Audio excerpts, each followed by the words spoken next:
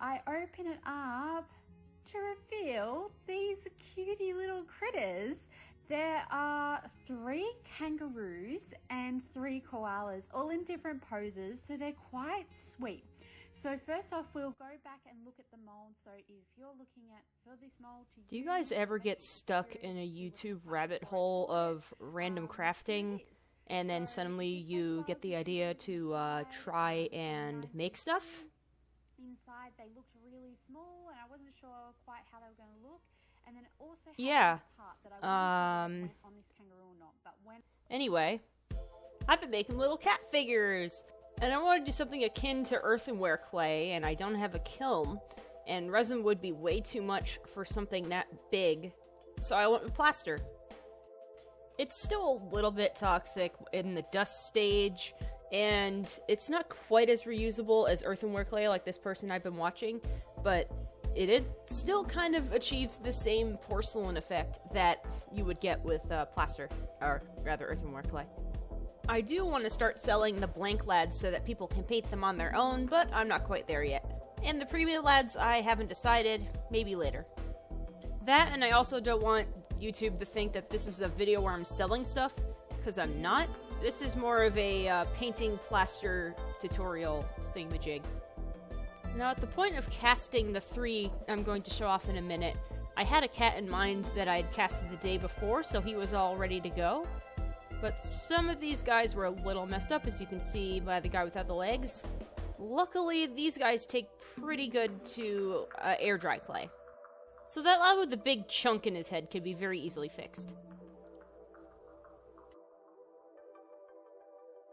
I apologize in advance for my bad painting angles, because the table that I would have used for display painting for the video specifically was both occupied with the plaster casting stuff, and my method of painting is basically scrunched up like a shrimp right up against my computer. But I started off with a vanilla style white, which looked more creamy than regular white, because I was modeling this dude after a flame point cat. But even that color was not creamy enough, so I just kind of added more orange to it. I took a technique I used on a tortoiseshell cat that I made, the first cat I painted actually, and just basically flounced, I don't know what the word is, you just basically go with like a thicker bristle brush, and just kept gradually getting darker and darker and more orange with the coloring. Did you know that most color point cats have a thing where, like, the colder it is, the more pronounced their markings are? Because that's like the extremities are getting affected by how cold it is, and they just get darker. It's actually pretty neat. Putting some shades of blue on this cat's eyes. Doing more coats off screen, because you don't really need to see the 2 layers thing. And rather than looking away, mischievously or otherwise, they're looking up kind of almost cross-eyed.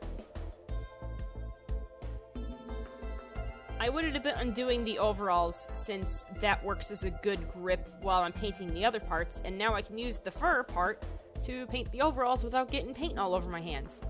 Mostly. And now my favorite part of the process, the line art. I think it's just because I have a cartooning background, and all of my drawings have, like, very pronounced, sketchy lines, that everything I do has to have line art, and it just looks better, in my opinion.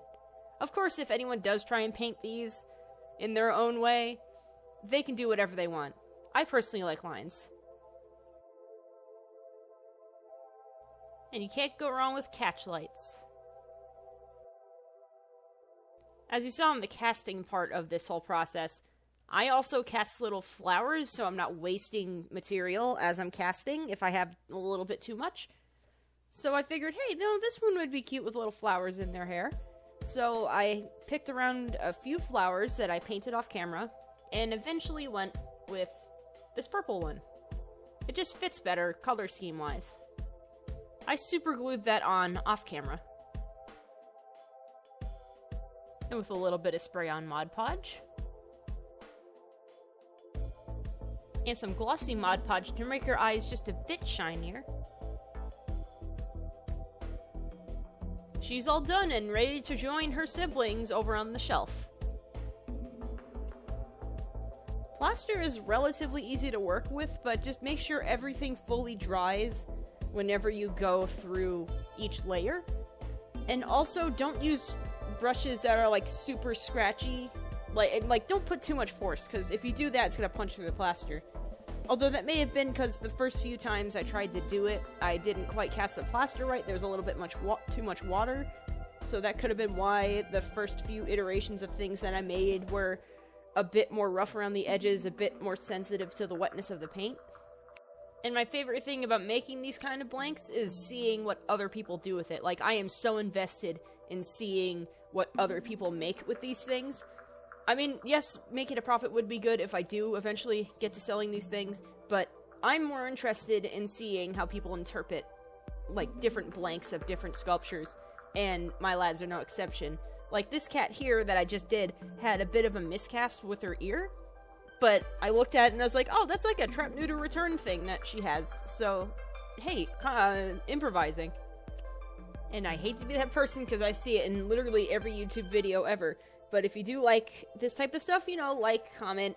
You don't have to subscribe because I don't post that often, and when I do, it is something entirely different from the video before it, half the time. Like, at one point it was 3D animations, and now it's painting stuff, and maybe the next thing will be another animation or more painting. It's random. If that's something you enjoy, you can subscribe. All of my videos are basically for my own amusement and also showing off stuff I'm working on, mostly to family that I know is watching this. Anyway, that's all I have to say about my current projects. I'll see you guys in the next video, and have a good night.